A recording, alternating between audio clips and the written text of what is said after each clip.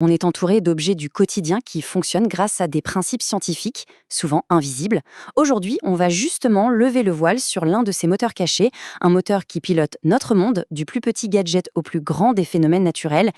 Allez, on commence avec un objet que tout le monde connaît, le thermomètre. Ça a l'air simple, non? Un peu de liquide coloré dans un tube de verre, quelques graduations. On le regarde sans même y penser. Mais attendez une seconde, comment ce bout de verre avec du liquide peut-il savoir quelle température il fait et nous donner une mesure précise? Il n'y a pas de puce, pas de batterie, rien. C'est ça le petit mystère qu'on va résoudre ensemble aujourd'hui. Alors pour comprendre, il faut plonger dans un monde totalement invisible à nos yeux. Un monde qui ne s'arrête jamais de bouger. Le monde des molécules. Une molécule, qu'est-ce que c'est au juste? Eh bien, imaginez les briques de Lego les plus petites possibles, celles qui construisent absolument tout. L'air qu'on respire, l'eau, les objets, tout. Et le point vraiment crucial à retenir, c'est qu'elles ne sont jamais, jamais immobiles. Elles vibrent, elles bougent, elles s'agitent en permanence. Prenons un solide, par exemple. Ici, les molécules sont super bien rangées, un peu comme des soldats en parade. Elles sont très liées les unes aux autres et n'ont pas assez d'énergie pour se balader. Du coup, elles se contentent de vibrer sur place. Maintenant, si on ajoute de l'énergie, disons en chauffant, on passe à l'état liquide. Les liens se cassent, les molécules restent proches, mais maintenant, elles peuvent glisser les unes sur les autres. C'est un peu comme une foule dense, mais en mouvement constant. Et si on pousse le curseur encore plus loin avec beaucoup plus d'énergie? Là, c'est la liberté totale. C'est l'état gazeux. Les molécules ont tellement d'énergie qu'elles s'échappent, filent dans tous les sens et occupent tout l'espace disponible.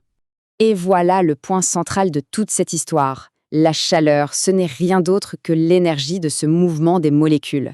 Quand on dit qu'un objet est chaud, on dit simplement que ces molécules s'agitent comme des folles. La règle est simple, plus de chaleur, c'est plus de mouvement.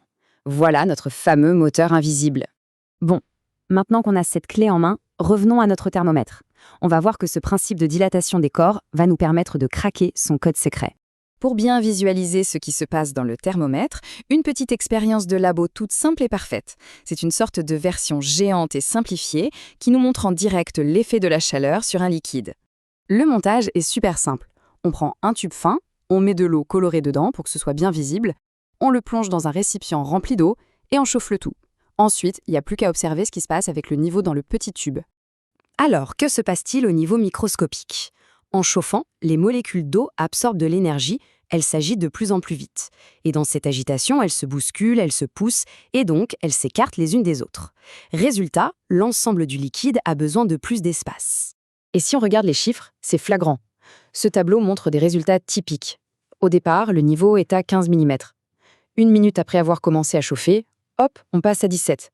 2 minutes, 19. La tendance est on ne peut plus claire. Et si on met ça sur un graphique, alors là, ça saute aux yeux.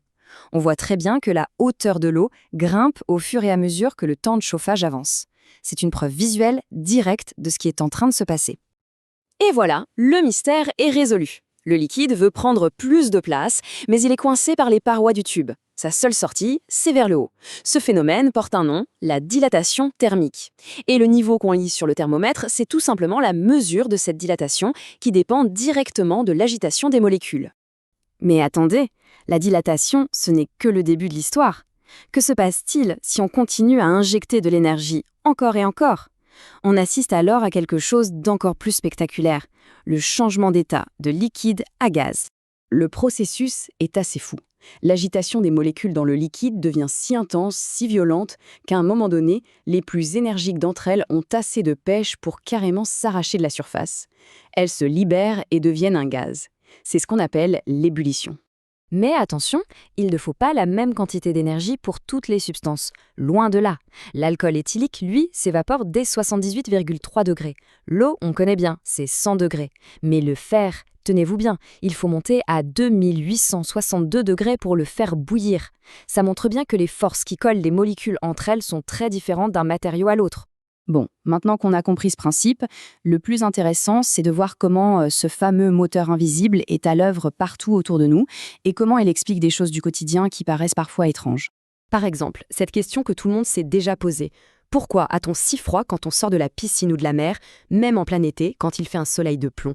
La température de l'air, elle, n'a pas bougé. La réponse, c'est ce qu'on appelle le refroidissement par évaporation. Les gouttes d'eau sur la peau commencent à s'évaporer. Et comme on l'a vu, ce sont les molécules les plus énergétiques, les plus chaudes, qui partent les premières. En s'échappant, elles piquent de l'énergie thermique, de la chaleur, directement sur la peau. Et cette perte de chaleur, on la ressent comme du froid. Et là où ça devient vraiment fascinant, c'est que ce principe, on l'utilise tous les jours sans savoir.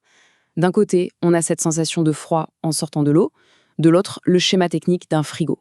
A priori, aucun rapport, n'est-ce pas? Et pourtant.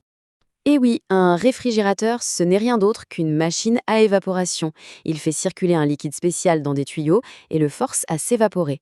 En s'évaporant, ce liquide pompe la chaleur de l'intérieur du frigo, exactement comme l'eau pompe la chaleur de la peau. Cette chaleur est ensuite rejetée à l'arrière de l'appareil. C'est le même principe physique une fois dans la nature, une fois dans la technologie. Et voilà, ce moteur invisible est devenu un peu plus visible.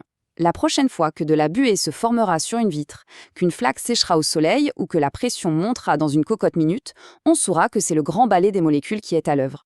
La vraie question maintenant, c'est quels autres mystères du quotidien ce principe peut-il bien nous aider à comprendre ?